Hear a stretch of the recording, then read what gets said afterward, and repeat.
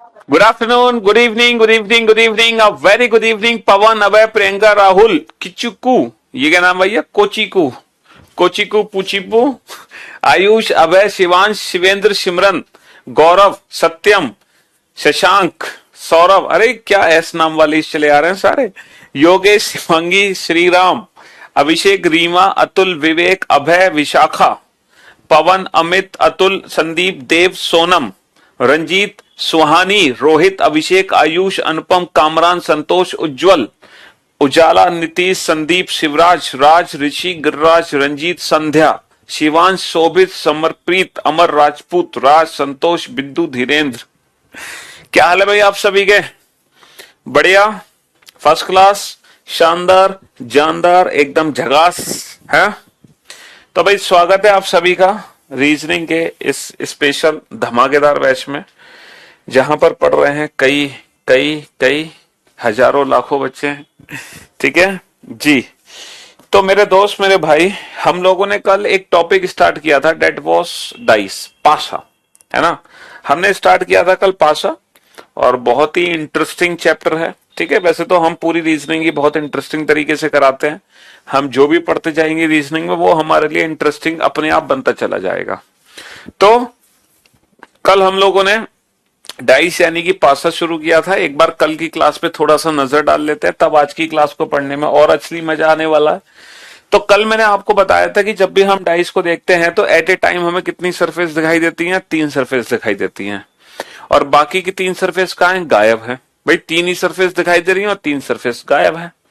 ठीक है, और जो गायब है उन्हीं के बारे में हमें पता लगाना है। लेकिन जब एग्जाम में क्वेश्चन आएगा, तो क्वेश्चन जब बनेगा एग्जाम में, तो टोटल 5 केसेस बनेंगे, पहला, दूसरा, तीसरा, चौथा, पांचवा। और इन पांचों में से कोई एक केस हमारे एग्जाम में आ सकता है, या तो 1 figure question, 2 figure question, more than 2 figure, open dice, या लैंग्वेज बेस्ड क्वेश्चन। इन पांचों में से कोई भी क्वेश्चन आ सकता है। ठीक है, तो कल सबसे पहले हमने 1 फिगर क्वेश्चन को स्टार्ट किया था पढ़ना। और जब हमने 1 फिगर क्वेश्चन को स्टार्ट किया था, तो हमें क्या पता चला था कि हम किसी भी सरफेस को डेफिनेट नहीं कर सकते। हम ये बता ही नहीं सकते कि 1 के अपोजिट क्या है। तो ये जो 1 फिगर क्वेश्चन है, इसके जो आंसर्स हैं वो पॉसिबिलिटीज में चले जाते हैं। और ये आंसर किस पे डिपेंड करेंगे? एग्जाम में दिए गए ऑप्शंस पे डिपेंड करेंगे। एग्जाम में जिस तरीके से विकल्प दिए जाएंगे, हमें क्या करना होगा? हमें एक बेस्ट ऑप्शन छांटना होगा। मतलब सर्वोत्तम विकल्प हमें छांटना पड़ेगा कि दिए गए 4 ऑप्शन में, है ना, दिए गए 4 ऑप्शन में से कौन सा बेस्ट ऑप्शन है। ठीक है, कौन सा बेस्ट ऑप्शन है। तो ये डिफरेंट डिफरेंट टाइप्स के ऑप्शंस हमने दिए थे, और मैं उम्मीद करता हूं ये सारे केसेस आपने बहुत अच्छे से समझे थे, बहुत बेहतरीन तरीके से समझे थे। फिर हमने जाना था कि 3 के विपरीत क्या होगा, तो 3 के विपरीत 1, 2, 6 में से कुछ भी हो सकता है। फिर मैंने डिफरेंट डिफरेंट कॉम्बिनेशंस आपको दिए। फिर बताया कि बताओ इनमें से बेस्ट कॉम्बिनेशन कौन सा होगा, बेस्ट ऑप्शन कौन सा होगा, वो भी चूज करना हमने सीखा। ठीक है, हाँ जी। फिर एक ये वाला भी क्वेश्चन हमने किया, if A is at top then what will be at top bottom. ये भी 1 फिगर क्वेश्चन है। फिर हमने सॉल्व किया when only 2 positions of a dice are given. जब एक ही पास है कि ना 2 स्थितियां दी जाती हैं, तो 2 स्थितियों वाले में भी ना, 2 फिगर वाले में भी ना 3 क्वेश्चन बनते हैं। 2 फिगर में भी 3 क्वेश्चन बनते हैं। पहला क्वेश्चन है ना, कल पहला question when there is no common, दूसरा question when there is 1 common, तीसरा question when there is 2 common। तो सबसे पहले कल हमने स्टार्ट किया था, तब 2 फिगर में एक भी सतह हमारी सामान्य ना हो, when there is no common। सबसे पहले हमने नो कॉमन। अच्छा, नो कॉमन में भी हमने क्या सीखा था? नो कॉमन को भी हम उसी मेथड से सॉल्व करते हैं जैसे हम 1 फिगर क्वेश्चन को सॉल्व करेंगे, बिल्कुल 1 फिगर क्वेश्चन की तरह। अब आप लोग बेटा नोट डाउन करो, है ना। केस सेकंड हम लोग पढ़ ही रहे हैं। केस सेकंड हमारा क्या है बताओ? केस सेकंड क्या है सर? केस सेकंड है 2 फिगर क्वेश्चन। तो 2 फिगर क्वेश्चन हम कर ही रहे हैं। 2 फिगर क्वेश्चन में कल हमने नो कॉमन वाले क्वेश्चन किए थे। कल हमने कौन से क्वेश्चन किए थे? नो कॉमन वाले क्वेश्चन। ठीक है, आज हम करेंगे when there is only 1 common. When there is only 1 common, जब एक ही पासे की 2 अलग अलग सतह दी जाएंगी। ठीक है, जब एक ही पासे की 2 अलग अलग सतह दी जाएंगी, 2 अलग अलग स्थितियां दी जाएंगी, और दोनों स्थितियों में एग्जैक्टली एक सतह हमारी सामान्य होगी। तो क्वेश्चन नंबर 8 नोट डाउन करो, बनाओ बेटा। एक ही पासे की दो अलग अलग स्थितियां, एक ही पासे की दो अलग अलग स्थितियां बनाओ। There are two different positions of a single dice are given. एक ही पासे की दो अलग अलग स्थितियां आपके सामने हैं। पहली बार जब आपने डाइस को देखा तो आपको दिखाई दिए नंबर 1, 3, 5, और जब इसी पासे को आप दोबारा देख रहे हो, इसी पासे को जब आप दोबारा देख रहे हो तो आपको दिखाई दिया बेटा 4, 6, 2। इसी पासे को जब आपने दोबारा देखा तो आपको दिखाई दिया 4, 6, 2। Sorry sorry sorry sorry sorry 4, 6, 2 नहीं, 3, 6, 2। 4, 6, 2 नहीं, 3, 6, 2। जब इसी पासे को आपने दोबारा देखा तो आपको दिखाई दिया 3, 6, 2। ठीक है, अब आपको बताना है find the number which is opposite to, find the number which is opposite to 6। 6 के विपरीत सतह ज्ञात कीजिए। 6 के विपरीत सतह ज्ञात कीजिए। 6 के विपरीत सतह ज्ञात कीजिए। Find the number which is opposite to 6। बना लो एक ही डाइस की दो अलग अलग फिगर। इस बार दोनों फिगर में बेटा एग्जैक्टली कितनी सतह सामान्य है, कितनी सरफेस है जो कि कॉमन है, कितनी सरफेस कॉमन है सर? इस बार एक सरफेस कॉमन है। इस बार एक सरफेस कॉमन है, तो इस डाइस को सॉल्व करने में जो ट्रिक हमें यूज करनी है वो यूज करनी है वन कॉमन ट्रिक। अच्छा, कल हमने कौन सी ट्रिक सीखी थी? कल हमने नो कॉमन ट्रिक सीखी थी। आज हम सीखेंगे बेटा वन कॉमन ट्रिक। आज कौन सी ट्रिक सीखेंगे? One common. One common trick क्या कहती है, जरा ध्यान से सुनना। वन कॉमन ट्रिक के हिसाब से हमें क्या करना है, जो भी कॉमन सरफेस है उसको एक दूसरे के ऊपर नीचे लिख लेंगे, लाइक दिस। लिख लिया। चाहे कॉमन सरफेस कहीं पर हो, इट डजंट मैटर। इससे फर्क नहीं पड़ता कि ये कॉमन सरफेस आमने सामने होनी चाहिए, ये कहीं पर भी हो सकती है।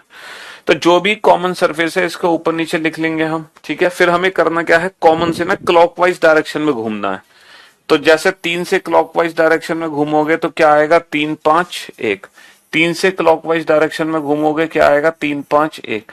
और जो काम तुमने पहले फिगर में किया एग्जैक्टली वही सेकेंड फिगर में करो। कॉमन से क्लॉकवाइज डायरेक्शन में घूमो, 3, 6, 2। कॉमन से क्लॉकवाइज डायरेक्शन में घूमो, 3, 6, 2।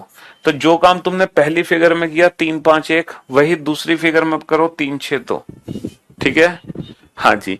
और ये जो नंबर से एक दूसरे के ऊपर नीचे है ना, ये जो नंबर से एक दूसरे के ऊपर नीचे है, यही डाइस में एक दूसरे के अपोजिट नंबर्स हैं। यही डाइस में एक दूसरे के अपोजिट नंबर्स हैं। तो इस पासे में बेटा एक के विपरीत क्या होगा, 2, 2 के विपरीत होगा 1, 5 के विपरीत क्या होगा 6, 6 के विपरीत होगा 5, और 3 के विपरीत क्या होगा 4, 4 के विपरीत होगा 3। अच्छा, 3 के विपरीत 4 क्यों होगा सर? क्योंकि इस पासे में 1 से लेकर 6 अलग अलग संख्याएं हैं, 1, 2, 3, 4, 5, 6। अब बाबू जब 1 और 2 एक दूसरे के विपरीत हो गए, 5 और 6 एक दूसरे के विपरीत हो गए, तो ये जो 3 बचा ये किसके विपरीत होगा सर? 3 के विपरीत 3 तो नहीं होगा, तो कौन सा नंबर रह गया 1 से लेकर 6 तक? 4। तो 3 के विपरीत 4 होगा, 4 के विपरीत 3 होगा। अब एक बच्चा कह रहा है सर मैं एंटी क्लॉक घूमना चाहूंगा, मुझे एंटी क्लॉक घुमाओ। मैं नहीं घूमता क्लॉकवाइज, मैं नहीं घूमता घड़ी की दिशा में। देखो दो डायरेक्शन होती हैं, एक तो इन द डायरेक्शन ऑफ क्लॉक, जैसे हमारी घड़ी घूमती है टिक टिक टिक टिक टिक टिक टिक टिक। एक होती है in the direction opposite to clock, यानी कि एंटी क्लॉकवाइज, घड़ी की विपरीत दिशा। इसको हम बोलते हैं दक्षिणावर्त। इस डायरेक्शन को क्या नाम देते हैं हम? दक्षिणावर्त। और इस डायरेक्शन को हम बोलते हैं वामावर्त। इस डायरेक्शन को हम क्या बोलते हैं? वामावर्त, घड़ी की विपरीत दिशा। ठीक है, तो अगर आप एंटी क्लॉकवाइज घूमना चाहते हैं तो आप एंटी क्लॉकवाइज घूम सकते हैं, कोई फर्क नहीं पड़ता। मैं दोबारा से रिपीट कर रहा हूं, देखो करना क्या है, दोनों जो कॉमन सरफेस है उनको एक दूसरे के ऊपर नीचे लिखना। अगर आप एंटी क्लॉक घूमना चाहते हो तो पहली फिगर में आप एंटी क्लॉक घूमो बेटा। कॉमन से एंटी क्लॉक घूमो, 3 से एंटी क्लॉक घूमोगे तो 3, 1, 5, 3, 1, 5। और जो काम तुमने पहले फिगर में किया है ना, जो काम तुमने पहले फिगर में किया वही दूसरे फिगर में करो। कॉमन से एंटी क्लॉक घूम जाओ, कॉमन से एंटी क्लॉक घूम जाओ, 3 से एंटी क्लॉक घूम जाओ, 3, 2, 6। 3 से एंटी क्लॉक घूम जाओ, 3, 2, 6। ठीक है जी, हाँ जी। क्या करना है, कॉमन सरफेस को ऊपर नीचे लिखना है, ऊपर नीचे लिखना है। कॉमन से एंटी क्लॉकवाइज 3, 1, 5, 3, 1, 5। अगर आप पहले फिगर में एंटी क्लॉक घूमे हो तो आप दूसरे फिगर में भी एंटी क्लॉक ही घूमो, 3, 2, 6, 3 2 6। और ये जो नंबर से एक दूसरे के ऊपर नीचे है, इस डाइस में यही एक दूसरे की अपोजिट सरफेस है ना। तो सर इस पासे में 6 के विपरीत 5 है, 5 के विपरीत 6 है, 1 के विपरीत 2 है, 2 के विपरीत 1 है, और 3 के विपरीत 4 है। एक बच्चा कह रहा है sir this is the standard dice, ये तो मानक पासा है। बाबू ये मानक पासा नहीं है। बताओ कहाँ है मानक पासा?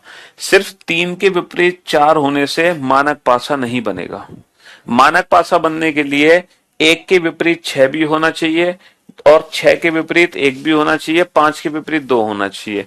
मानक पासा तब बनता जब 3 के विपरीत 4 होता, 1 के विपरीत 6 होता और 2 के विपरीत 5 होता। लेकिन ऐसा तो नहीं है। सिर्फ 3 के विपरीत 4 होने से ये कंफर्म मानक पासा नहीं बोला जाएगा। ठीक है, ये जनरल डाइस है, ये एक साधारण पासा है।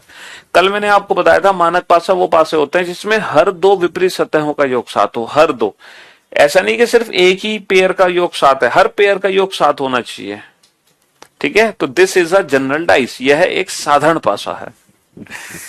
तो हम वन कॉमन ट्रिक को कैसे अप्लाई करेंगे? फिर से मैं रिपीट कर रहा हूं बेटा, वन कॉमन ट्रिक को कैसे अप्लाई करना है? कॉमन सरफेस को ऊपर नीचे लिखो, कॉमन से क्लॉकवाइज 351 351 362 362, और ये जो नंबर एक दूसरे को ऊपर नीचे डाइस में यही एक दूसरे के अपोजिट नंबर्स हैं। चाहे आप दोनों कॉमन से क्लॉकवाइज घूमो, चाहे आप कॉमन से एंटी क्लॉकवाइज घूमो, आपकी खुद की मर्जी है ना। हाँ जी, आप अपनी मर्जी से किसी भी डायरेक्शन में घूम सकते हो। अब हमसे क्या क्वेश्चन पूछा? Find the number which is opposite to 6। बताओ 6 के विपरीत कौन सी संख्या है? सर 6 के विपरीत क्या है? सर 6 के विपरीत 5 है। तो हमारे क्वेश्चन का आंसर क्या आ जाएगा? 5 आ जाएगा। हमारे क्वेश्चन का आंसर क्या आ जाएगा? 5 आ जाएगा। ठीक है, क्वेश्चन नंबर 9 को नोट डाउन करो। Again there are two different positions of a single dice are given. एक ही पासे की दो अलग अलग स्थितियां आपके सामने है। बना लो बेटा। ये जो दो फिगर है ना बेटा, ये एक ही पासे की दो अलग अलग स्थितियां हैं, है ना। हम एक ही पासे को दो अलग अलग एंगल से देख रहे हैं, एक ही पासे को दो अलग अलग एंगल से देख रहे हैं, है ना। हाँ जी, जैसे पहली बार जब आपने पासा देखा, तो चलो मैं आपको ये वाला क्वेश्चन कराता हूं। ध्यान से देखो, यहां पर आपको क्या दिखाई दे रहा है? यहां पर क्या दिखाई दे रहा है आपको? पी, है ना, पी लिख दिया मैंने। ऊपर क्या दिखाई दे रहा है आपको? ऊपर दिखाई दे रहा ओ, मैंने ओ लिख दिया। अच्छा, राइट हैंड साइड में क्या दिखाई दे रहा है? राइट हैंड साइड में दिखाई दे रहा है क्यू, मैंने क्यू लिख दिया। मैंने क्यू लिख दिया, पी ओ और क्यू। ठीक है जी। अब मैं एक और पोजीशन बनाता हूं इसकी, एक और पोजीशन बनाता हूं। हाँ जी, एक और पोजीशन है ये वाली। अब ये बताओ सामने आपको क्या दिखाई दे रहा है? सामने आपको क्या दिखाई दे रहा है? सर सामने मुझे दिखाई दे रहा है आर। आर उल्टा दिखाई दे रहा है, उससे फर्क नहीं पड़ता, लेकिन सामने क्या है? सामने आर है, सामने आर है। अच्छा, ऊपर क्या दिखाई दे रहा है? ऊपर, सर ऊपर दिखाई दे रहा है मुझे लेटर एम, ऊपर लेटर एम दिखाई दे रहा है। अच्छा, राइट हैंड साइड पे क्या दिखाई दे रहा है? सर राइट हैंड साइड पे मुझे दिखाई दे रहा है क्यू। क्यू उल्टा है, उससे कोई फर्क नहीं पड़ता, है ना। ये आर हो गया, ये एम हो गया, ये क्यू हो गया। अब आप इस डाइस को सॉल्व करो और ये बताओ, इस डाइस को सॉल्व करके, if if if N is at bottom, if n is at bottom, if n is at bottom, then what will be at top? If n is at bottom, then what will be at top? Then what will be at top? Then what will be at top? यदि यदि यदि n निचली सतह पर है, यदि n निचली सतह पर है, यदि n निचली सतह पर है, तब ऊपरी सतह पर क्या है? तब ऊपरी सतह पर क्या है? देखो, हमने अभी तक जो भी कुछ पढ़ा है ना रीजनिंग में, वो विदाउट पेन एंड पेपर पढ़ा है, विदाउट पेन एंड पेपर। हमें लगभग लगभग 1 महीना होने को आ गया, है ना। ये बैच जो स्टार्ट हुआ था, ये मार्च में शुरू हुआ था, मार्च के लास्ट में शुरू हुआ था, है ना। हाँ जी, 20-22 मार्च से इस बैच की क्लासेस स्टार्ट हुई थी। तो लगभग 1 हफ्ते बाद 1 महीना हो जाएगा। ठीक है, तो 1 महीने में जितनी भी रीजनिंग हमने पढ़ी है वो विदाउट पेन एंड पेपर पढ़ी है, और आगे भी हम ऐसे ही पढ़ते रहेंगे। 2-4 चैप्टर है या थोड़े बहुत पेन की हमें जरूरत पड़ेगी।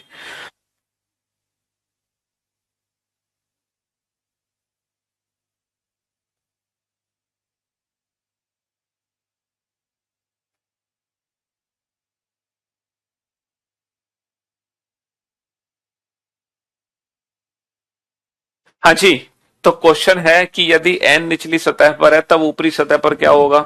तो ये बताओ इस क्वेश्चन को सॉल्व करने के लिए कौन सी ट्रिक लगाओगे, नो कॉमन या वन कॉमन। हमें अभी तक दो ही ट्रिक पता है, नो कॉमन और वन कॉमन। सर इस क्वेश्चन को सॉल्व करने के लिए मैं वन कॉमन ट्रिक लगाऊंगा। वन कॉमन ट्रिक किस पे लगाऊंगा। अच्छा ये क्यू मैंने गलत बना दिया ना। हाँ जी, वन कॉमन ट्रिक मैं किस पे लगाऊंगा। सर वन कॉमन ट्रिक लगाऊंगा मैं लेटर क्यू पर, है ना। वन कॉमन ट्रिक लगाऊंगा लेटर क्यू पर। जो लेटर क्यू कॉमन है मेरा उसको ऊपर नीचे लिखा, और बेटा क्यू से clockwise Q P O, Q से clockwise Q P O, Q से clockwise Q R M, Q से क्लॉकवाइज क्यू आर एम। तो हमें ये पता चल गया सर डेफिनेटली एम और ओ एक दूसरे के अपोजिट लेटर होंगे 100%। सर पी और आर एक दूसरे के अपोजिट लेटर होंगे 100%। सर क्यू के अपोजिट क्या होगा, लेटर क्यू के अपोजिट वो लेटर होगा जो कि आपको दिख नहीं रहा। तो देखो वो जो लेटर है ना, वो लेटर ये है एन। क्वेश्चन में बताया गया है कि एन है नया लेटर, तो ये जो एन नया लेटर है ये होगा क्यू के अपोजिट, है ना। अब हमसे क्वेश्चन क्या पूछा है, if N is at bottom then what will be at top. यदि एन निचली सतह पर है, देखो यदि जो एन है ये एन आप देख पा रहे हो, लेटर एन। अगर ये एन निचली सतह पर है, अगर ये एन निचली सतह पर है तब ऊपरी सतह पर क्या होगा। देखना ऊपरी सतह पे क्या है, तो सीधी सी बात है जो एन लेटर के अपोजिट है वही तो सबसे ऊपर जाएगा, और लेटर एन के अपोजिट क्या है, लेटर क्यू। तो एन किसके अपोजिट है, क्यू के। तो अगर एन नीचे तो ऊपर क्या जाएगा, क्यू जाएगा। सीधी सी बात है, तो Q is the right answer, Q is the right answer. और आप देखो बाकी के आंसर्स भी ना जस्टिफाई कर लो। जैसे कि लेटर पी है, बताना पी के अपोजिट क्या आया है। सर पी के अपोजिट आर आया है। जरा देखना क्या वास्तव में पी के अपोजिट आ रहा है, ये पी है, पी के पीछे क्या है, सर पी के पीछे आर है। अच्छा ओ के अपोजिट क्या आया, ओ के अपोजिट एम आया। जरा चेक करो क्या वास्तव में ओ के अपोजिट एम है, ये लेटर ओ है। जरा चेक करना ओ के पीछे क्या है। सर हाँ सर ओ के पीछे एम है। तो वन कॉमन ट्रिक से हमें सारे आंसर डेफिनेट पता चल जाते हैं, सारे, है ना। जी हाँ, तो ये वन कॉमन ट्रिक का ये फायदा है। अच्छा नो कॉमन ट्रिक से सारे आंसर नहीं पता चल पा रहे थे, लेकिन वन कॉमन ट्रिक से पता चल पा रहा है।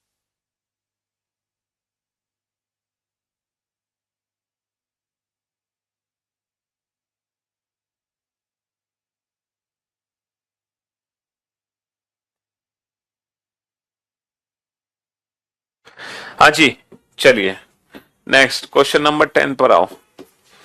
फिर से एक ही डाइस की, हाँ जी। रीजनिंग कैसे पढ़ें बेटा, मेरा पहला लेक्चर देखो इस बैच में, और पहले लेक्चर में मैंने सब कुछ बताया रीजनिंग को कैसे पढ़ना है। अब तो आप बहुत पुराने हो गए और ये बातें मत करो इतने पुराने होने के बाद। रीजनिंग कैसे पढ़ें, क्यों भाई। चलिए सर मैं सिलेबस जल्दी कंप्लीट करने के लिए वीओडी क्लासेस कर रहा हूं, क्या लाइव और वीओडी में कोई डिफरेंस है। नहीं, आप वीओडी से भी सिलेबस कंप्लीट कर सकते हैं, है ना।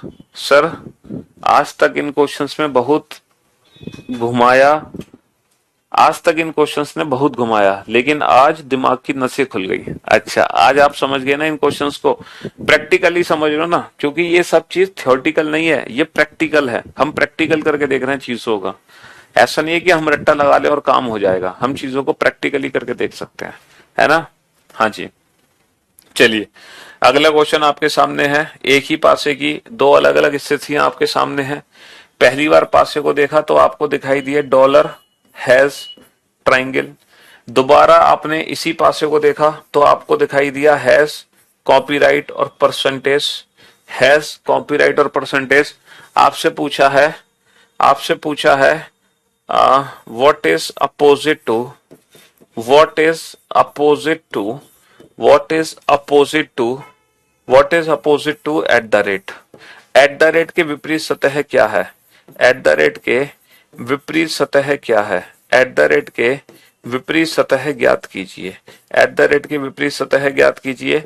And there are some options. आपसे पूछा है एट द रेट के विपरीत सतह ज्ञात कीजिए, dollar has copyright, dollar has copyright percentage, dollar has copyright percentage. बताओ एट द रेट की विपरीत सतह क्या होगी। बैंकिंग एग्जाम में बेटा डाइस नहीं है। पहली बात तो आप बेटा सिलेबस को देखो, मैंने पहली क्लास में डिस्कस किया है कि बैंकिंग का सिलेबस क्या है।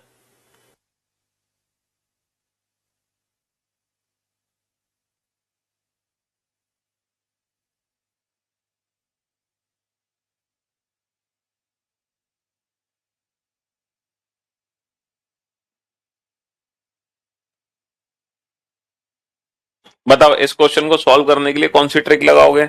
सर वन कॉमन ट्रिक लगाएंगे, हैज को ऊपर नीचे लिखेंगे। सर वन कॉमन ट्रिक लगाएंगे, हैज और हैज को ऊपर नीचे लिखेंगे। देन हैज से क्लॉकवाइज, हैज ट्राइंगल डॉलर।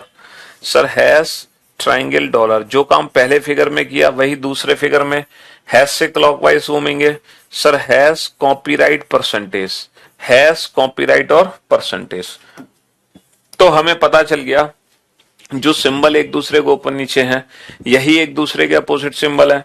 तो इस डाइस में डॉलर और परसेंटेज एक दूसरे के अपोजिट होंगे और ट्राइंगल और कॉपीराइट एक दूसरे के अपोजिट होंगे।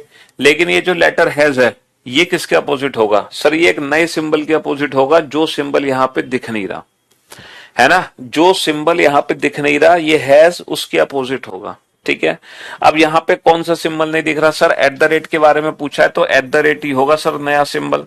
तो भैया एट द रेट के विपरीत क्या है? एट द रेट के विपरीत हैज है, क्योंकि डॉलर और परसेंटेज अपोजिट है और ट्राइंगल और कॉपीराइट अपोजिट है। तो एक ही था, समझ रहे हो? हाँ जी, चलिए नेक्स्ट क्वेश्चन लिखिए, क्वेश्चन नंबर 11।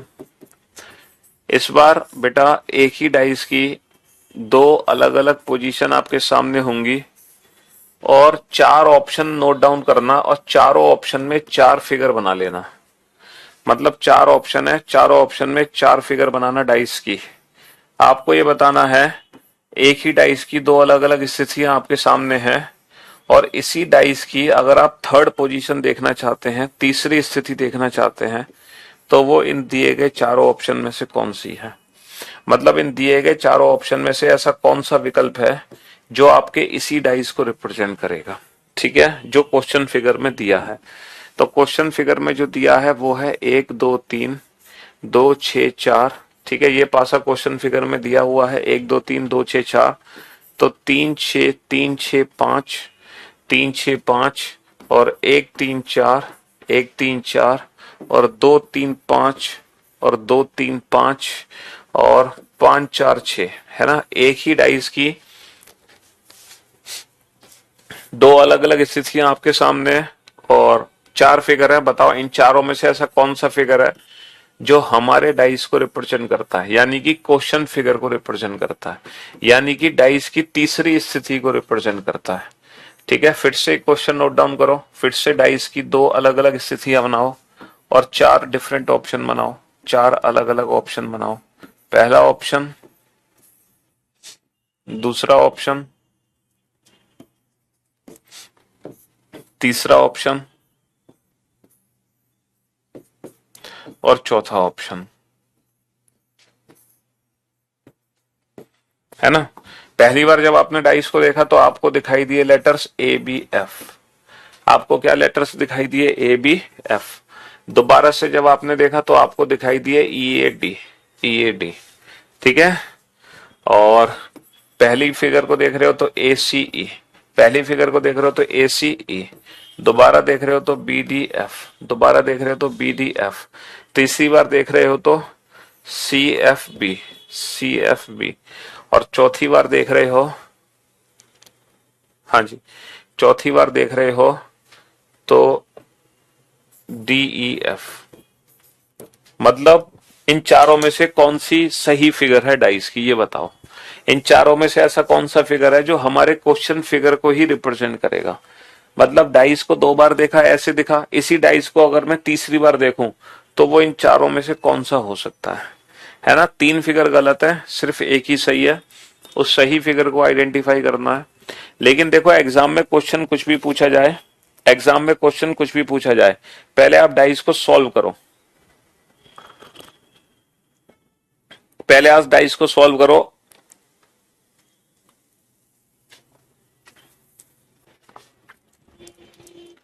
डाइस को सॉल्व करने का क्या मतलब है बेटा? सर डाइस को सॉल्व करने का मतलब है अपोजिट सरफेसेस के बारे में पता लगाना। डाइस को सॉल्व करने का क्या मतलब है? अपोजिट सरफेसेस के बारे में पता लगाना, विपरीत सतहों के बारे में पता लगाना। ठीक है, कंसेप्ट को बेटा ज्यादा कुछ लिखने की जरूरत नहीं है, जो पढ़ा रहे हैं अगर आप एज इट इज क्वेश्चन भी लिखोगे ना तो आपको सारी ट्रिक्स कंसेप्ट अपने आप याद आ जाएंगे, क्योंकि क्वेश्चन कराने का तरीका ही वही होता है हमारा, जो मेन पॉइंट्स होते हैं उनको हम लिखाई देते हैं। हाँ चलिए, तो अब आप बोर्ड पे ध्यान से देखें और ध्यान से समझने की कोशिश करना। ये बताओ इस डाइस को मैं किस मेथड से सॉल्व करूं, नो कॉमन या वन कॉमन? सर इसको हम वन कॉमन मेथड से सॉल्व करेंगे, जो कॉमन सरफेस है उसको ऊपर नीचे लिख देंगे, हमने लिख दिया ऊपर नीचे। फिर क्या करना है मुझे? सर कॉमन से क्लॉकवाइज डायरेक्शन में घूमना है, 2 3 1। कॉमन से क्लॉकवाइज डायरेक्शन में घूमना है 2 3 1, हम घूम गए 2 3 1। कॉमन से क्लॉकवाइज डायरेक्शन में घूमना है 2 6 4, हम घूम गए 2 6 4। तो हमें करना कुछ नहीं है, जो भी कॉमन सरफेस है उसको ऊपर नीचे लिखना है और कॉमन से क्लॉकवाइज 2 3 1 2 3 1 2 6 4 2 6 4। और ये जो नंबर्स एक दूसरे के ऊपर नीचे हैं डाइस में, यही एक दूसरे के अपोजिट नंबर्स हैं, यही एक दूसरे की विपरीत सतह हैं। तो इस पासे में बेटा 1 के अपोजिट क्या होगा 4, 4 के अपोजिट क्या होगा 1, 3 के अपोजिट क्या होगा 6, 6 के अपोजिट क्या होगा 3 और 2 के अपोजिट क्या होगा 5, 5 के अपोजिट क्या होगा 2। अब आप लोग मेरे एक छोटे से क्वेश्चन का आंसर दो, बहुत ही बेसिक सा क्वेश्चन है मेरा। मुझे एक बात बताओ, सर इस डाइस में 3 कहां पर है? सर इस डाइस में 3 यहां है, 3 यहां। अच्छा 3 के विपरीत क्या है? सर 3 के विपरीत 6 है। तो ये बताओ इस डाइस में 6 कहां पर है? सर इस डाइस में जो 6 नंबर है ना वो 3 के पीछे जाके छिप गया। सर इस डाइस में जो 6 नंबर है वो 3 के पीछे जाके छिप गया कि नहीं छिप गया? हाँ सर। क्या कभी ऐसा हो सकता है कि 6 नंबर आपको 3 के साथ दिखने लग जाए?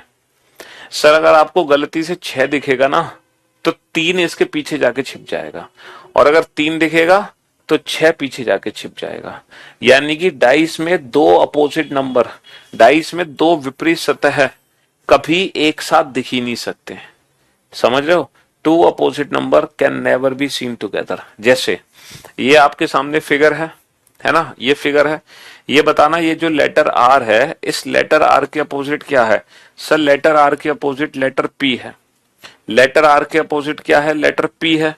अब मैं इस डाइस को घुमाता हूं, तो जब मैं घुमाऊंगा ना तो लेटर आर और पी में से कोई एक लेटर आपको दिखेगा। देखना जरा कौन सा लेटर आपको दिखाई दे रहा है, आर या पी? देखो आर या पी। सर ऊपर तो क्यू है, हमें आर दिखाई दे रहा है सर सामने, तो क्या आपको लेटर पी कहीं दिखाई दे रहा है? देखो यहां आर, यहां क्यू और यहां ओ। समझ रहे हो? अब मैं और तरीके से घुमाता हूं, अब देखो, अब देखना अब आपको कौन सी सरफेस दिखाई दे रही है? सर अब हमें दिखाई दे रहा है लेटर पी, अब हमें पी लेटर दिखाई दे रहा है। तो क्या अब आपको लेटर आर दिखाई दे रहा है कहीं?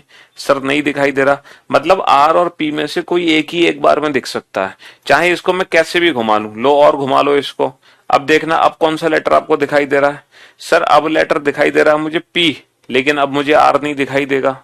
देखो ऊपर एन है, राइट हैंड साइड पे कुछ और है। यानी कि डाइस में जो 2 अपोजिट नंबर्स होते हैं वो कभी भी एक साथ दिख नहीं सकते। तो जरा एक नोट लिखो बेटा फटाफट से, ये ऑप्शन एलिमिनेशन नोट है इस पूरे चैप्टर का। ऑप्शन एलिमिनेशन नोट लिखो, 2 opposite numbers can never be seen together. 2 opposite numbers can never be seen together. Hindi में लिखो बेटा, 2 विपरीत सतह है ना, 2 विपरीत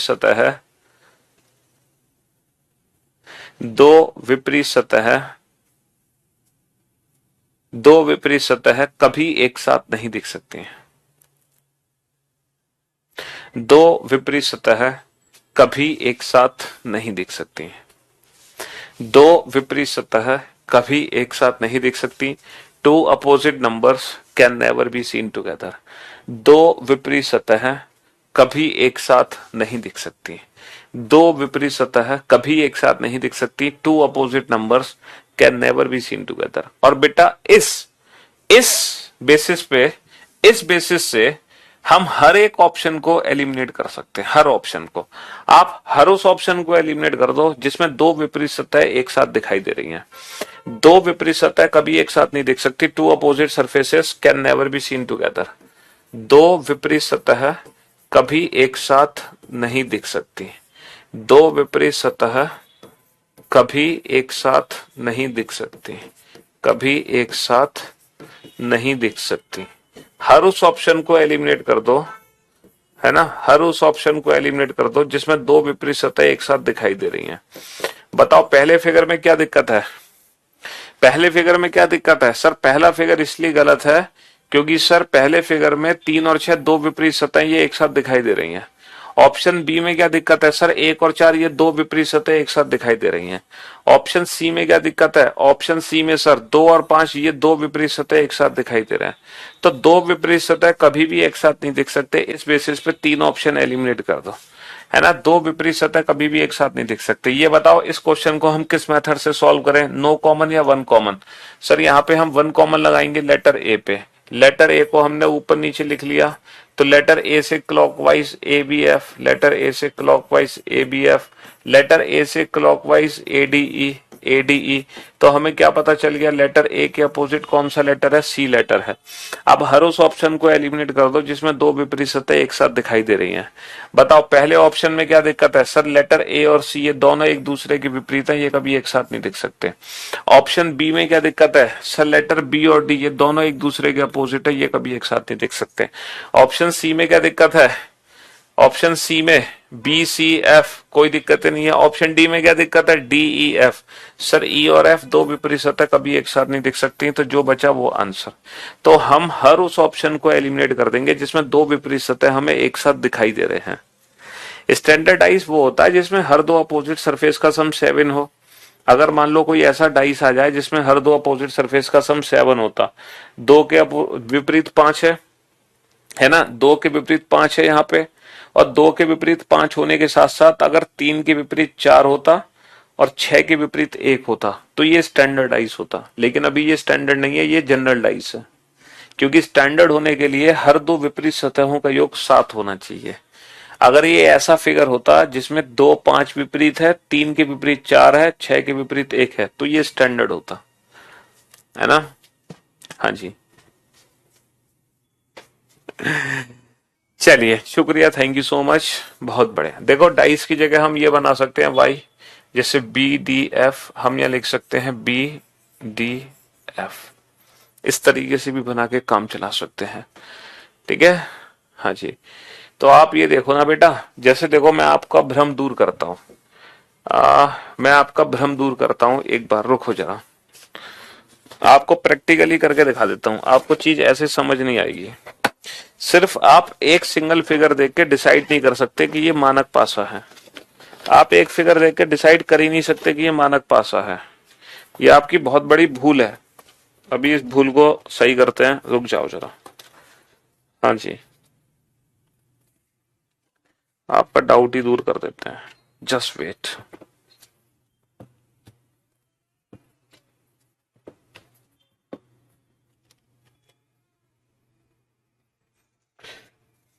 मैं आपको फिगर प्रैक्टिकली करके ही दिखा देता हूं, ठीक है जी।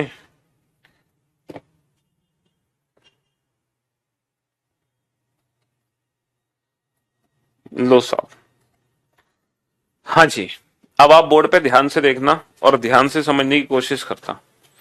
ये एक डाइस है, ठीक है। इस डाइस की 3 सरफेस आपको दिखाई दे रही है। क्या आप बता सकते हो कौन कौन सी 3 सरफेस आपको दिखाई दे रही है इस डाइस की? कौन कौन सी 3 सरफेस आपको दिखाई दे रही हैं? सर आपको एक तो 1 दिखाई दे रहा होगा, है ना, और ऊपर क्या दिखाई दे रहा होगा? 2 दिखाई दे रहा होगा, और राइट हैंड साइड पे क्या दिखाई दे रहा होगा? 3 दिखाई दे रहा होगा।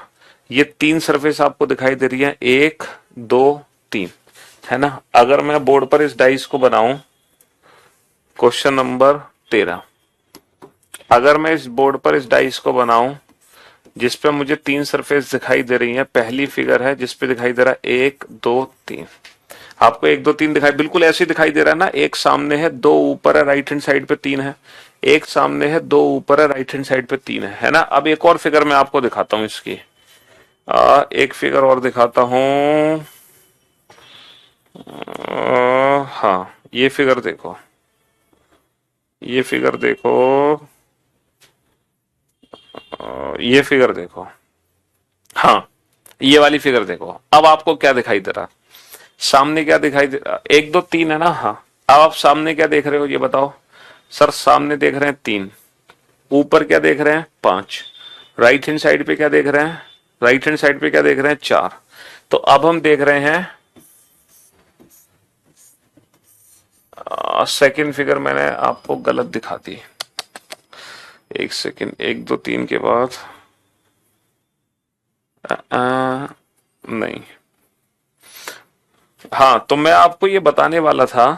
चलो सेकंड फिगर से तो आपको पता चल गया। अब आप ये बताओ, अब आपने 3 फिगर देखी, 1 2 3, तो आपको ऐसा लग रहा है कि सर ये एक स्टैंडर्डाइज नहीं होना चाहिए, ये एक मानक पासा नहीं होना चाहिए, है आपको ऐसा लग रहा है ना कि ये एक मानक पासा है। क्यों भाई, आपको लग रहा है ना ये मानक पासा है। सर हमें दिखाई दे रहा है 1 2 3, लेकिन ये जरूरी नहीं है कि मानक हो, क्योंकि पीछे की जो सरफेस है अभी तक आपको दिख नहीं रही, लेकिन इसकी दूसरी जो सरफेस मैं आपको थोड़ा सा चेंज, दूसरी जो सरफेस मुझे दिखाई दे रही है, हमने क्या देखी थी, 3 4 5 देखी थी। चलो 3 4 5 से तो वैसे 3 5 4, 3 5 4 से तो वैसे भी मुझे पता चल गया कि ये मानक नहीं है। मुझे यहीं से पता चल गया कि ये मानक नहीं होगा, ये जनरल डाइस होगा, क्योंकि 3 और 4 कभी एक दूसरे के विपरीत नहीं जाएंगे। तो बेटा इस डाइस को कैसे सॉल्व करेंगे, 3 को ऊपर नीचे लिखा, 3 से क्लॉकवाइज 3 1 2, 3 से क्लॉकवाइज 3 1 2, और 3 से क्लॉकवाइज 3 5 4, 3 से क्लॉकवाइज 3 5 4। तो बेटा इसमें आंसर्स जो निकले वो क्या निकले देखना। अब जरा आंसर्स क्रॉस चेक करना, क्या वास्तव में यही आंसर है हमारे। 2 है, 2 2 के पीछे क्या है सर, 2 के पीछे 4 आया। जरा चेक करना क्या वास्तव में 2 के पीछे 4 है। सर ये 2 है, सिंबल एंड अल्फाबेट का जो डाइस होगा वो हमेशा जनरल डाइस होगा। ये 2 है, देखना जरा 2 के पीछे 4 है, क्या वास्तव में 1 के पीछे 5 आया, जरा चेक करो। ये 1 है, 1, क्या वास्तव में 1 के पीछे 5 है, हाँ सर 1 के पीछे 5 है। ये 3 है, क्या वास्तव में 3 के पीछे 6 है, ये 3 है, देखना जरा 3 के पीछे 6 है, हाँ सर बिल्कुल 3 के पीछे 6 है। तो जरूरी नहीं है कि 1 2 3 होने से ये स्टैंडर्डाइज होगा, ठीक है, ये जरूरी नहीं है। चलो मैं एक क्वेश्चन आपके लिए बनाता हूं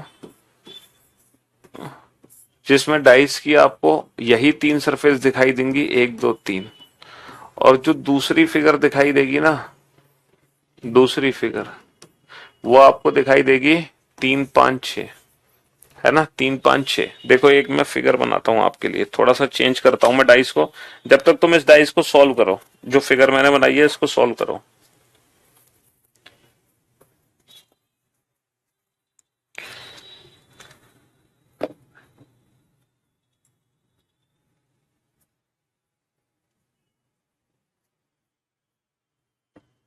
सॉल्व करो फटाफट से, जल्दी से।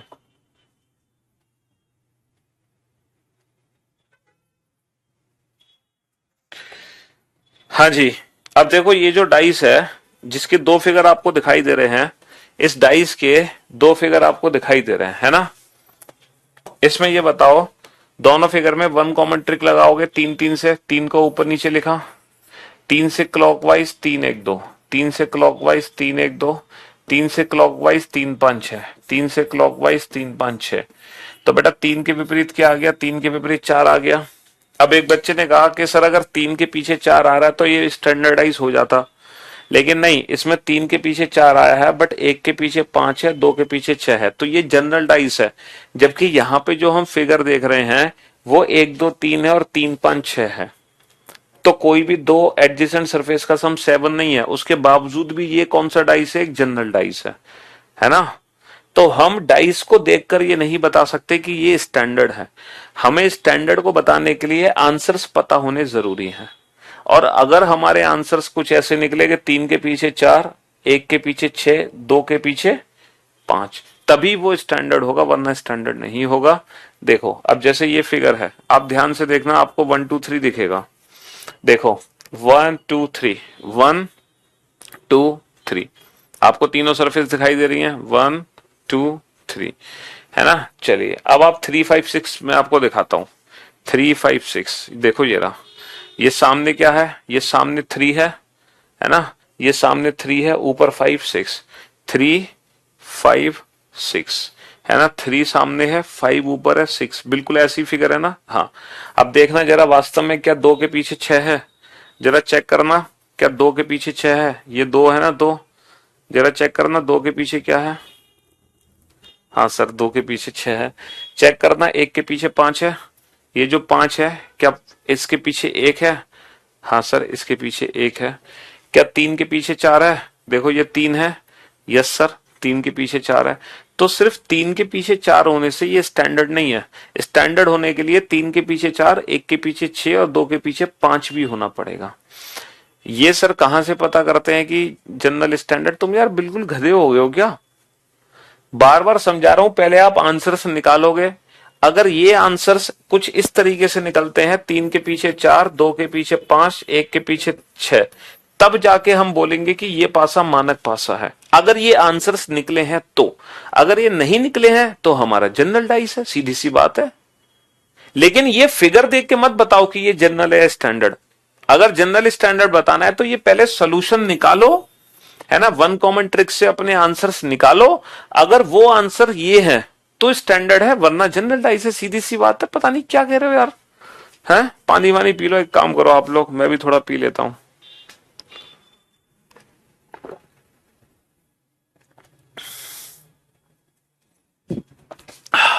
हाँ जी, तो ये जो फिगर है ये भी जनरल डाइस है, ये भी जनरल डाइस है, इनमें से कोई भी स्टैंडर्ड नहीं है, क्योंकि जब हम वन कॉमन ट्रिक लगा रहे हैं।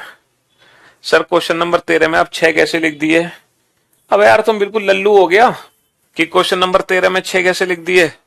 यहां पे 6 अलग अलग संख्या है, 1 2 3 4 5 6, जिसमें से 2 और 4 एक दूसरे के विपरीत है, 1 और 5 एक दूसरे के विपरीत है, तो 3 के विपरीत वही तो नंबर होगा जो बच गया।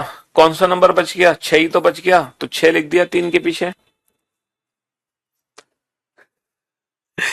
डाइस से 1 या 2 क्वेश्चन आते हैं, ठीक है। 3 डाइस में क्वेश्चन होता है क्या? क्यों नहीं होता? 3 में, 4 में भी होगा, 5 में भी होगा, 6 में भी होगा, वेट तो करो।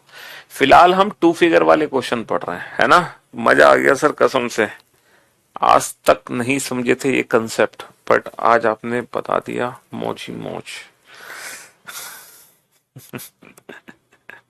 सर प्रॉफिट क्या होगा अगर ये स्टैंडर्ड है तो? हाँ अब आई ना मुद्दे की बात।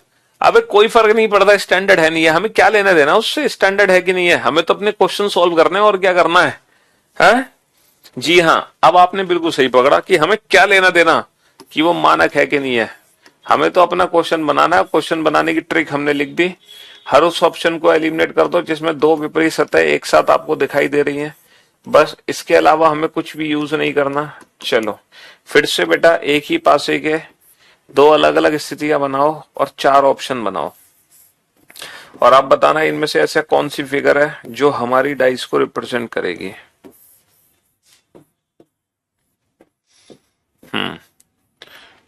और मुश्किल से 5 से 10 सेकंड लगना चाहिए आंसर आने में, लेकिन आप लोग क्वेश्चन नोट डाउन कर लो। पहली बार जब आपने डाइस को देखा तो आपको दिखाई दिया @ कॉपीराइट और ट्रायंगल। दोबारा आपने देखा तो @ हैज और डॉलर, ठीक है, @ और डॉलर। ऑप्शन ए है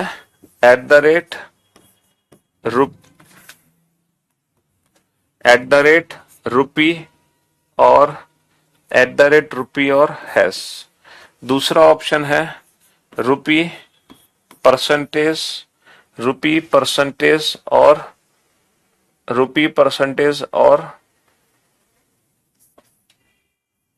बीटा, ठीक है। तीसरा ऑप्शन है मेरा रुपी, ट्रायंगल और कॉपीराइट।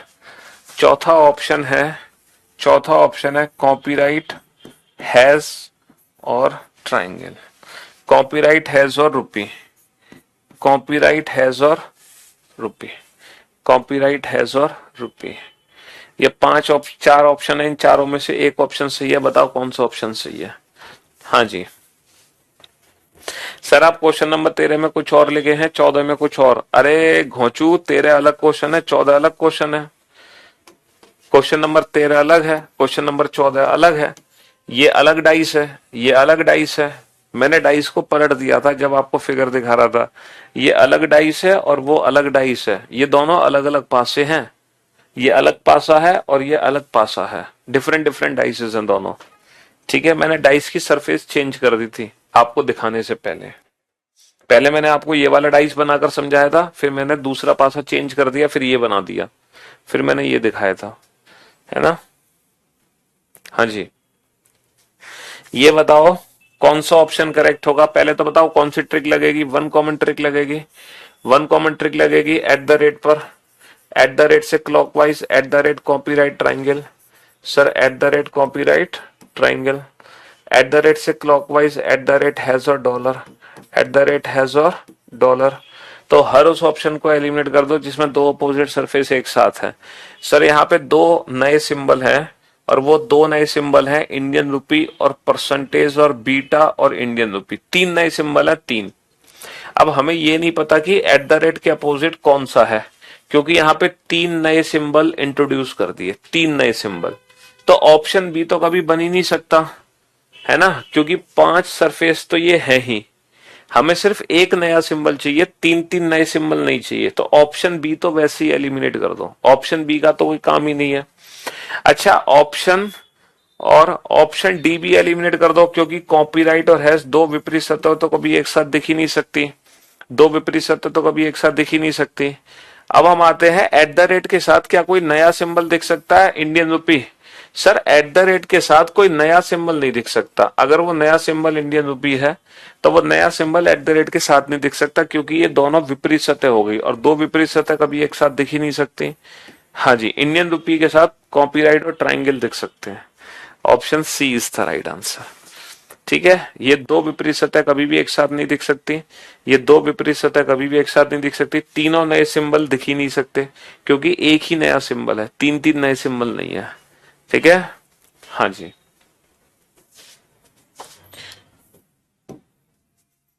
अब एक बहुत ही खतरनाक सा क्वेश्चन आप लोगों के लिए। ठीक है, 3 स्टार क्वेश्चन। एक ही डाइस की दो अलग अलग स्थितियां बनाओ, बनाओ बनाओ बनाओ, और चार अलग अलग ऑप्शन आपके सामने हैं। Option A, option B, option C, option D. इनमें से कौन सा विकल्प हमारा सही होगा। 1, 2, 5, 2, 4, 6। 2, 4, 6। पहली बार जब मैंने पासे को देखा तो मुझे नंबर दिखाई दिए 1, 2, 3। दोबारा इस पासे को देखा तो मुझे नंबर दिखाई दिए 4, 5, 6। तीसरी बार जब मैंने इस पासे को देखा, तीसरी बार इस पासे को जब मैंने देखा तो मुझे नंबर दिखाई दिए 5, 5 और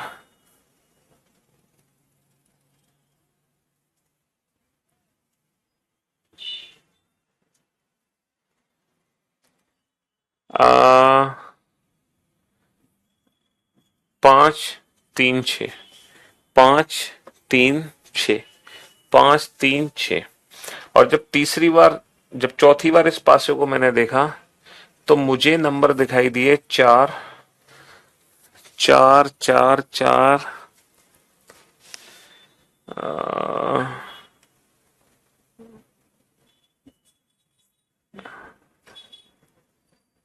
4, 3, 1। चौथी बार जब मैंने देखा तो मुझे नंबर दिखाई दिए 4, 3, 1। एक सेकेंड, एक सेकेंड। 4, 1, 3। 4, 1, 3।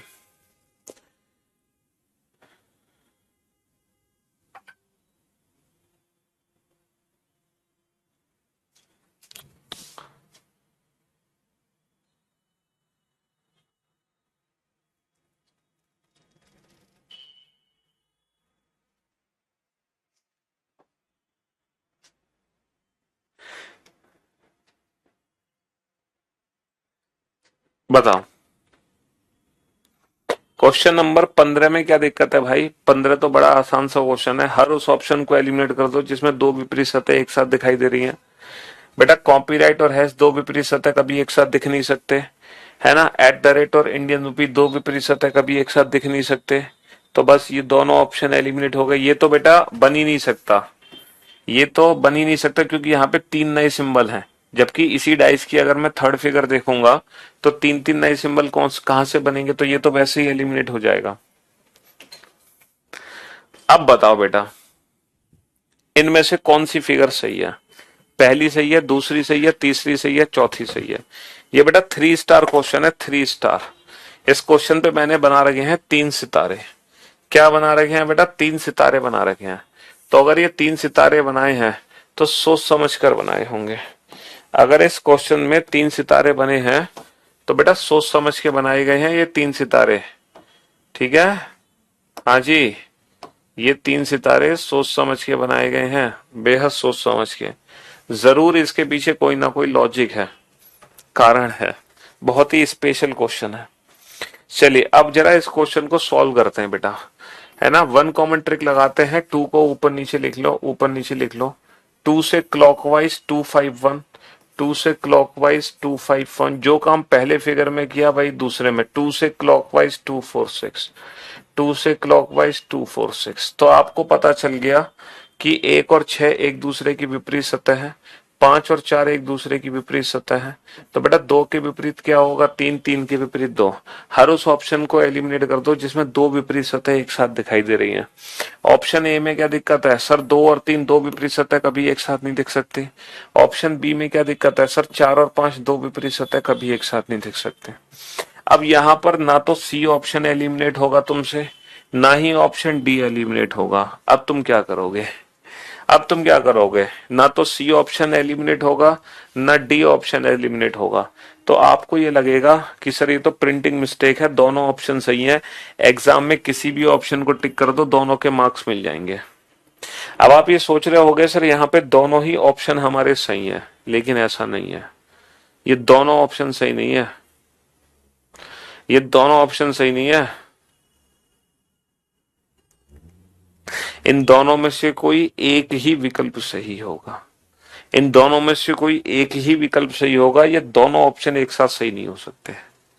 अब सर कैसे पता चलेगा दोनों में से कौन सा ऑप्शन सही है? क्योंकि ऑप्शन एलिमिनेशन ट्रिक इस पे काम ही नहीं कर रही। ऑप्शन एलिमिनेशन ट्रिक यहां तक अप्लाई कर रही है कि ऑप्शन ए हटा दो, ऑप्शन बी हटा दो, क्योंकि दो विपरीत सतह कभी भी एक साथ नहीं दिख सकते। लेकिन हमारे पास दो ऑप्शन बच गए। अब हम क्या करें? क्या करें? अब जरा ध्यान से सुनना बेटा, कमेंट करने से पहले सुन लेना। अब हम क्या करेंगे कि फिगर सी को सही मान लेंगे। फिगर सी को हम सही मान लेंगे और सी को सही मानकर किसी एक फिगर से हम मैच कराएंगे, है ना। हम फिगर सी को किसी एक ऐसी फिगर से मैच कराएंगे जिसमें हम वन कॉमन ट्रिक लगा सके। चलो फिगर सी को मैंने पहली फिगर से मैच करा दिया, पहली फिगर से मैच करा दिया।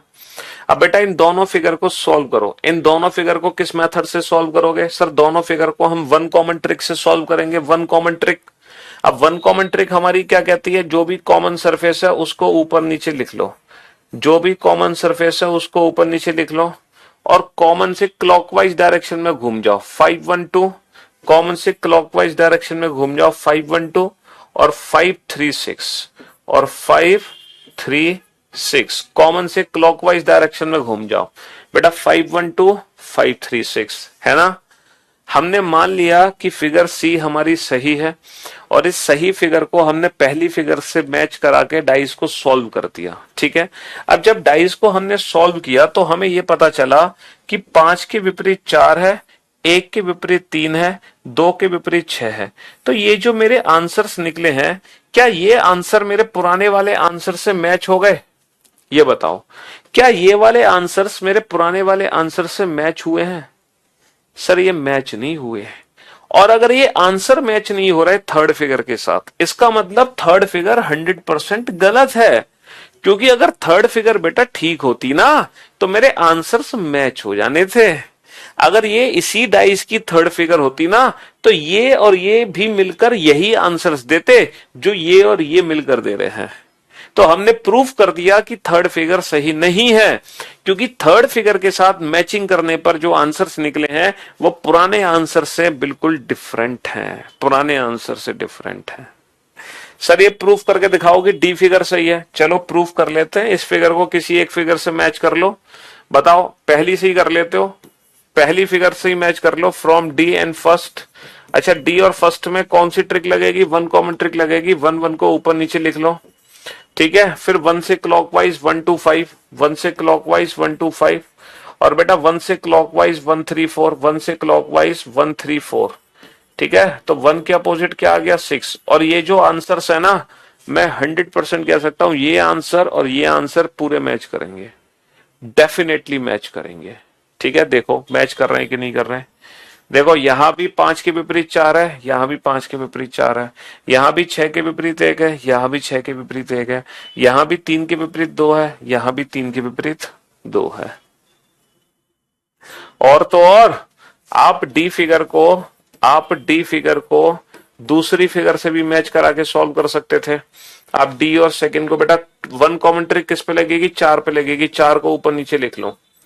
4 से क्लॉकवाइज 4 6 2, 4 से क्लॉकवाइज 4 से 2, 4 से क्लॉकवाइज 4 1 3, 4 1 3। आपको क्या पता चला? 4 के पीछे क्या है? 5। बेटा ये भी जो आंसर है ना और ये भी जो आंसर है ये भी मैच होंगे, ये आंसर और ये आंसर भी मैच होंगे। बेटा अल्फाबेटिकल सीरीज में इतना पढ़ा है ना, अबे सीरीज चैप्टर अभी खत्म नहीं हुआ, सीरीज चैप्टर अलग है, सिर्फ अल्फाबेटिकल सीरीज वाला पार्ट खत्म हुआ है, जबकि सीरीज में कोडिंग डिकोडिंग भी है। जो सीरीज की फॉर्म में पूछा जाता है उसको हम अलग से पढ़ते हैं, कोडिंग डिकोडिंग चैप्टर को। वो सीरीज जो है ना वो कोडिंग डिकोडिंग की सीरीज है, जो अलग चैप्टर अलग से पढ़ाया गया। और कोडिंग डिकोडिंग भी आपने पढ़ तो लिया, क्यों बे? और नंबर सीरीज है वो चैप्टर हम बाद में पढ़ेंगे, फिगर सीरीज है वो हम बाद में पढ़ेंगे, ठीक है। आप सीरीज में 3 चीज पढ़ चुके हो, आप लेटर सीरीज पढ़ चुके हो, अल्फाबेटिकल सीरीज पढ़ चुके हो और कोडिंग डिकोडिंग भी चैप्टर पढ़ चुके हो, जो कि सीरीज की फॉर्म में क्वेश्चन बन जाते हैं। समझ रहे हो? हाँ जी। ऐसा क्यों सर? सी ऑप्शन गलत कैसे हो गया? अभी तो प्रूफ करके दिखाया मैंने, सी गलत कैसे हो गया? तुम बिल्कुल लल्लू लाल हो गया। अगर मान लो सी फिगर सही होता तो इन दोनों फिगर को मिलाकर जो आंसर बने हैं वो आंसर पुराने वाले आंसर से मैच हो जाते। मुझे एक बात बताओ, ये दोनों फिगर तो कह रहे हैं 5 के पीछे 4 है, लेकिन ये दोनों फिगर कह रहे हैं 5 के पीछे 4 है, चलो बहुत बढ़िया। ये दोनों फिगर कह रहे हैं 1 के पीछे 6 है, ये दोनों फिगर कह रहे हैं 1 के पीछे 6 है, लेकिन ये दोनों फिगर कह रहे हैं कि भैया 1 के पीछे 3 है। अब आप इन दोनों की बात मानोगे कि इन दोनों की बात मानोगे? तो इसका मतलब एक फिगर तो गलत है। अब वो या तो ये गलत है या ये गलत है या ये गलत है। अब ये दोनों तो सही है, ये तो गलत हो नहीं सकती। तो गलत कौन है? गलत तो यही है ना, क्योंकि ये दोनों कह रहे हैं कि 1 के पीछे 6 है, जबकि ये दोनों कह रहे हैं कि 1 के पीछे 3 है। ऐसा कैसे हो सकता है? ऐसा कैसे हो सकता है? अगर ये दोनों कह रहे हैं 1 के पीछे 6 है तो इन दोनों को भी ये बोलना चाहिए कि हाँ 1 के पीछे 6 है, अगर ये फिगर सही है, अगर ये फिगर इसी डाइस की फिगर है तो। लेकिन आप अगर इस फिगर को ध्यान से देखें, ये फिगर सॉल्यूशन में 3 कहां से आ रहा है? 3 मतलब कौन सा 3? समझ नहीं आया। चप्पल उठा के ऐसे मारेंगे ना, दिमाग की तुम्हारी बत्ती जल जाएगी। पूछ रहे हैं 3 कहां से आ रहा है ये? अबे यार पासे पे जब नंबर्स दिए जाते हैं ना तो बाय डिफॉल्ट ये अज्यूम किया जाता है, या ये क्वेश्चन में लिखा भी होता है कि इस पासे में 1 से लेके 6 तक की 6 संख्याएं अलग अलग सतहों पे अंकित है। There are 6 numbers printed on 6 different surfaces. ये बार बार मुझे बताने की जरूरत नहीं है कि इस पासे में 1 से लेके 6 तक की 6 अलग अलग संख्याएं अलग अलग सतहों पे अंकित है। चलो तुम ध्यान से देख लो क्वेश्चन को, पानी पानी पी लो। हाँ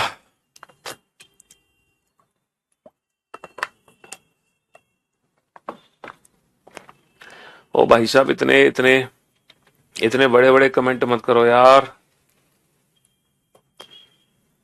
जिंदगी में आज तक ऐसा डाइस नहीं पड़ा था सर, मजा आ गया।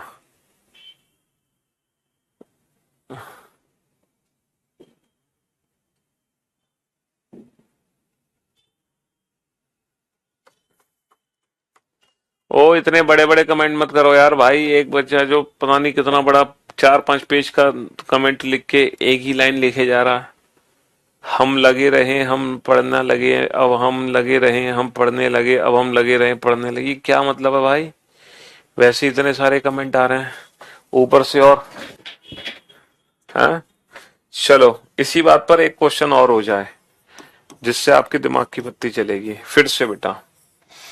एक ही डाइस की 2 डिफरेंट पोजीशंस आपके सामने हैं, ठीक है। पहली, अच्छा ये जो स्पेशल क्वेश्चन है ना 3 स्टार क्वेश्चन जो मैंने आपके सामने बनाया है, हालांकि ये आज तक किसी एग्जाम में आया नहीं है ना, आज तक नहीं आया किसी एग्जाम में, लेकिन हो सकता है अब जब हमने पढ़ा दिया तो अब जरूर आ जाए। ए लेट, अरे अरे अरे, A B C, A B C, B D F. और एक बच्चा पूछे तो मैं पहले ही बता देता हूं, इस पासे पर A B C D E L F 6 अलग अलग अक्षर 6 अलग अलग सतहों पर अंकित हैं, ठीक है, पहले ही मैंने बता दिया। फिर कहेगा सर ये लेटर कहां से आ गया, ये तो दिया ही नहीं है क्वेश्चन में। पहला ऑप्शन। दूसरा ऑप्शन। तीसरा ऑप्शन। चौथा ऑप्शन। पहला ऑप्शन है बी टी ई, दूसरा ऑप्शन है सी डी ई, तीसरा ऑप्शन है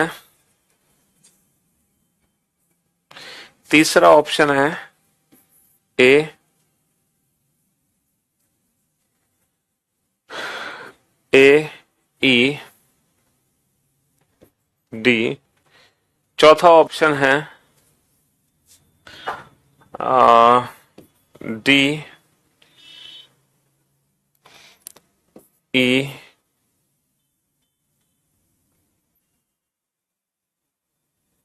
ए, नहीं, डी ए ई, ठीक है।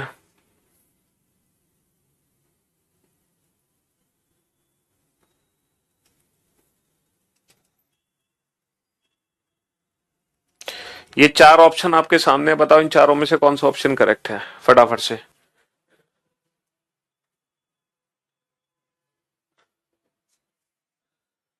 ये भी 3 स्टार क्वेश्चन है, ये भी 3 स्टार क्वेश्चन है। मुझे तो पहली बार में परफेक्ट हो गया सर।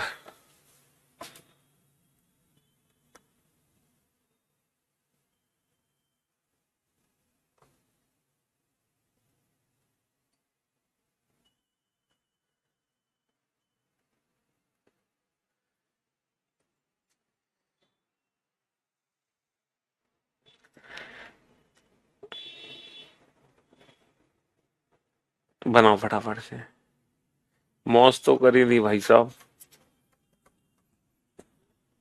गजब, वाह भाई वाह, बहुत तेज, गजब।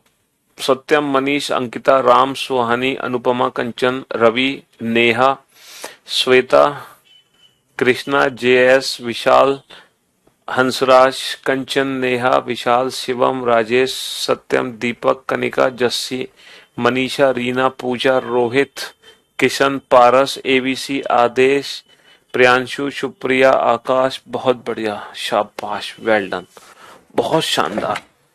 बताओ इस डाइस को किस मेथड से सॉल्व करें, नो कॉमन या 1 कॉमन। सर 1 कॉमन ट्रिक लगाएंगे, लेटर बी को ऊपर नीचे लिखा है।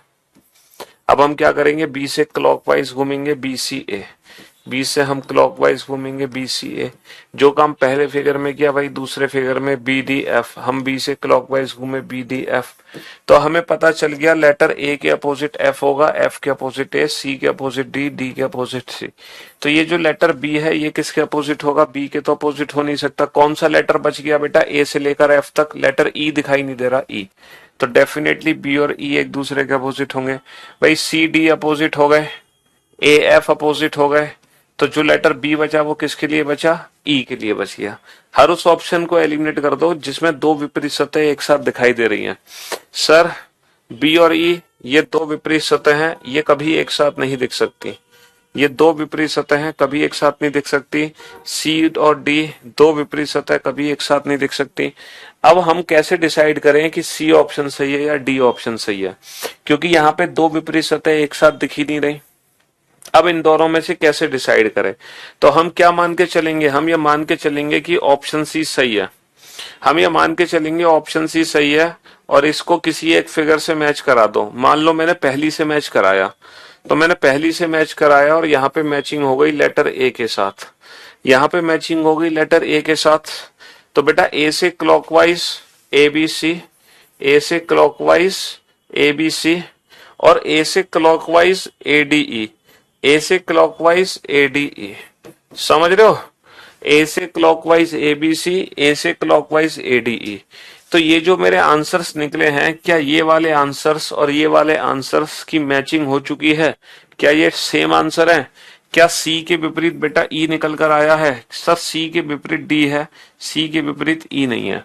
यानी कि ऑप्शन सी के साथ जो आंसर्स निकले हैं वो मैच नहीं हो पा रहे हैं, इसीलिए option D is the right answer. देखो ये मैचिंग करा लो, ए को ऊपर नीचे लिखो, नीचे लिखा ए से क्लॉकवाइज ए बी सी, ए से क्लॉकवाइज ए बी सी, जबकि यहाँ ए से क्लॉकवाइज घूमोगे तो ए ई डी, यहाँ ए से क्लॉकवाइज घूमोगे तो ए ई डी।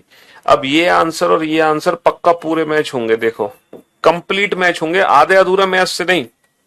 देखो सी के अपोजिट डी है, डी के अपोजिट सी, सर सी के अपोजिट डी है, बी के अपोजिट ई है, सर बी के अपोजिट ई है, ए के अपोजिट एफ है, ए के अपोजिट एफ है।